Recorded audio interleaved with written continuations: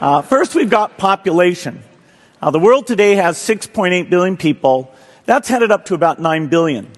Now, if we do a really great job on new vaccines, healthcare, reproductive health services, we could lower that by perhaps 10 or 15%. Because the government doesn't want to show that the darn vaccine is full of shit. Tell us about who this person is. Dr. Gonzalez is one of our emergency room doctors at Phoenix Indian Medical Center. And she's a federal employee? Correct. Now you got this guy in room 4 who got his second dose of vaccine on Tuesday, has been short of breath. He's got myocarditis. Yes!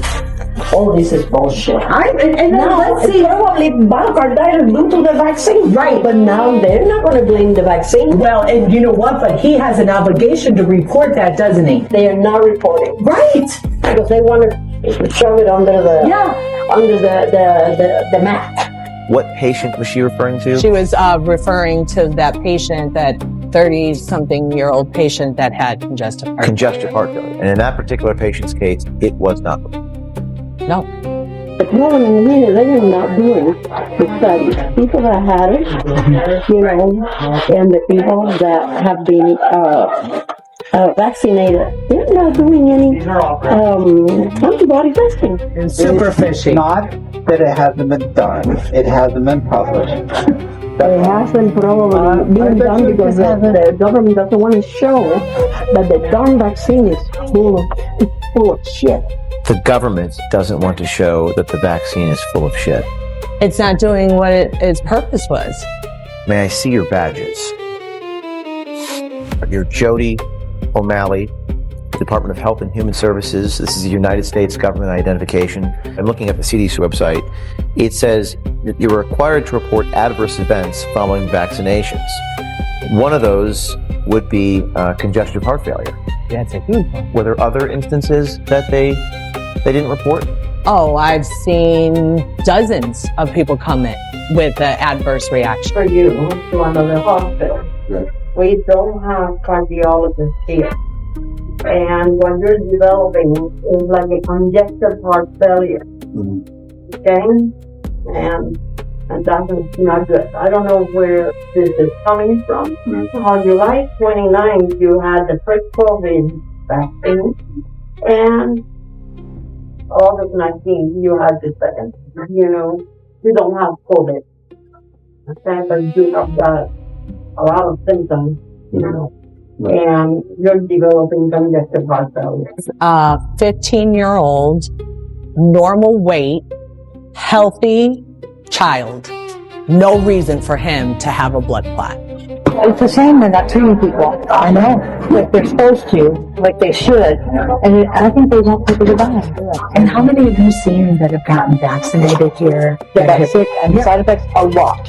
A lot. Have you seen it too? Yeah. Yes. So, and I'm like, who's writing the VAERS report? Nobody, because it takes over a half an hour to write the damn. Right. Why are you choosing to blow the whistle? It's not what a lot of people would do. They're scared, they're afraid. What prompted me to do this was when I was house supervisor one night, and one of my co-workers had taken the vaccine, and she didn't want to. She had went throughout this entire pandemic working in the intensive care unit. Pretty much was a COVID unit. Yeah, it's really sad. They just come back from surgery from leave 2 weeks ago, a little over 2 weeks, and then got her first dose of vaccine after surviving this entire pandemic.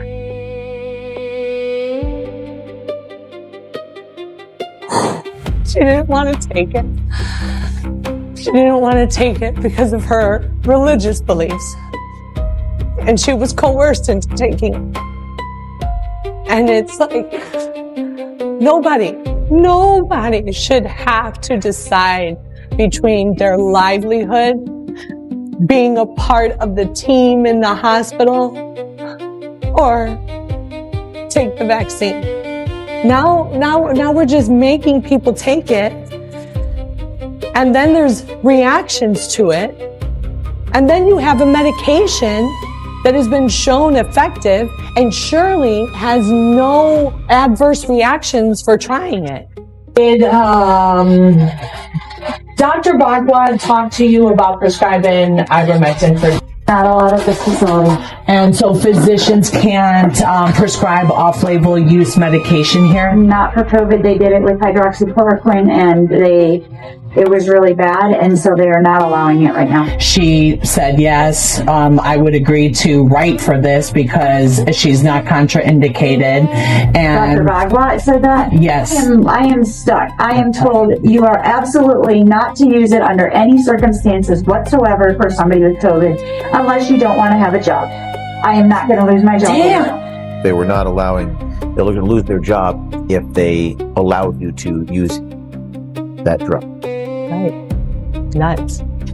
Seems Facebook's independent fact checker may not be so independent after all. A US congressman has questioned the impartiality of factcheck.org, which is supposed to tackle vaccine disinformation because it's indirectly funded by jab manufacturer Johnson & Johnson.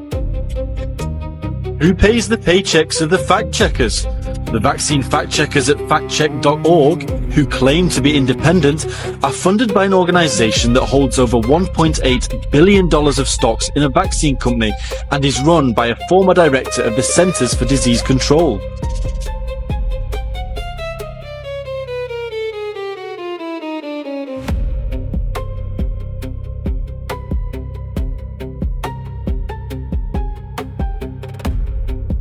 Rocco, let's make sure we're clear on something. Let's stipulate that this is not a vaccine. I mean, we need to be really clear. We're using the term vaccine to sneak this thing under public health exemptions. This is not a vaccine. This is a mRNA packaged in a fat envelope that is delivered to a cell. It is a medical device designed to stimulate the human cell into becoming a pathogen creator. It is not a vaccine. Vaccines actually are a legally defined term, and they're a legally defined term under public health law. They're a legally defined term under CDC and FDA standards. And a vaccine specifically has to stimulate both an immunity within the person receiving it, but it also has to disrupt transmission. And that is not what this is. They have been abundantly clear in saying that the mRNA strand that is going into the cell is not to stop transmission.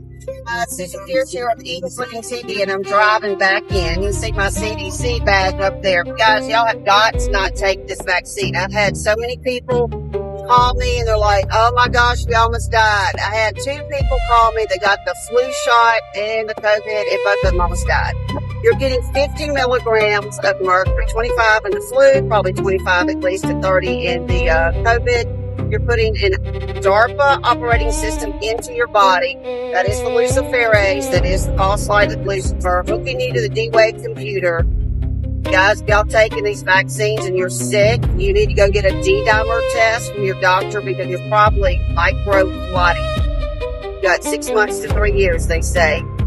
If you put this operating system in your body can't take it. I'm praying for y'all. Don't take the jab. How do I know? I'm ex-pharma whistleblower.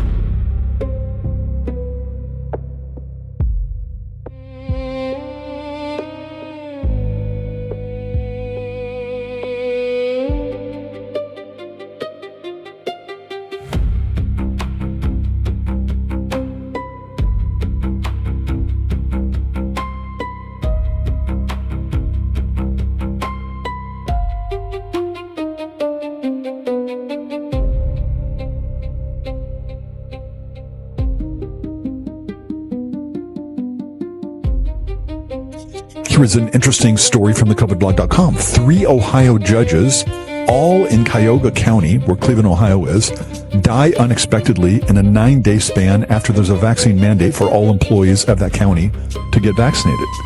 They note they wrote back in July about Ohio judges mandating vaccines as a condition of probation for criminal defendants. They note in that county, Cuyahoga County, where Cleveland, Ohio is, there's a vaccine mandate that all employees had to get a COVID-19 vaccine by October 15th. And then these 3 judges in that county all die within a 9-day span, and they die unexpectedly.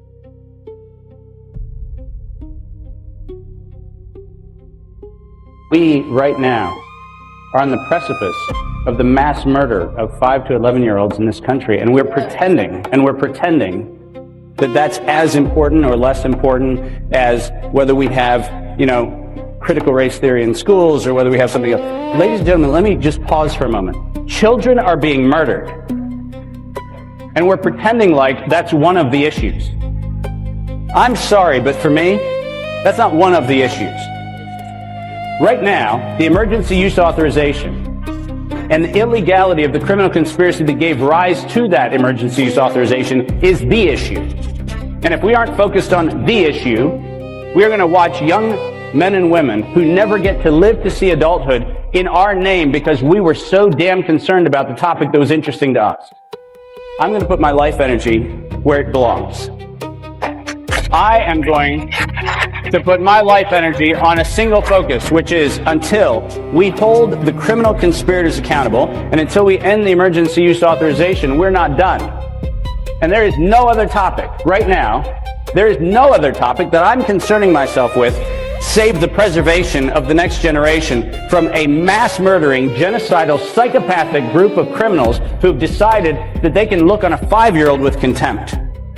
And it's high time we start actually calling out what it is. This is a genocidal initiative, and that is exactly what's being done, and it's being done by a criminal conspiracy, and we must address that issue.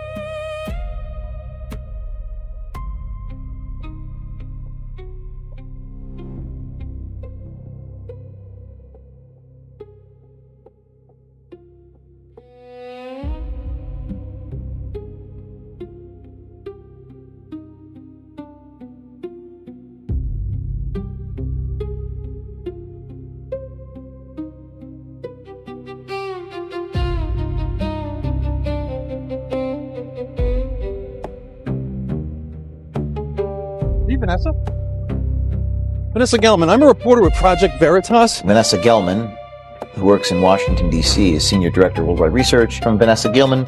From the perspective of corporate affairs, we want to avoid having the information on the fetal cell lines floating out there. We believe that the risk of communicating this right now outweighs any potential benefit that we could see, particularly with general members of the public who may take this information and use it in ways we may not want it out there. Miss, why did you send emails telling Pfizer employees not to report that you guys were using fetal cell lining, Miss? What else are you hiding from the public? Miss, what else are you hiding from the public? The public needs to know. Well, there you have it. We wanted to ask her a few questions. She broke out into a sprint. We really think that the public needs to know about the fetal cell lining emails. We tried to get a comment. She ran. Sometimes they don't want to answer for the fraud that they're committing or the corruption that's going on. We try our best, and the really only question now is who's next.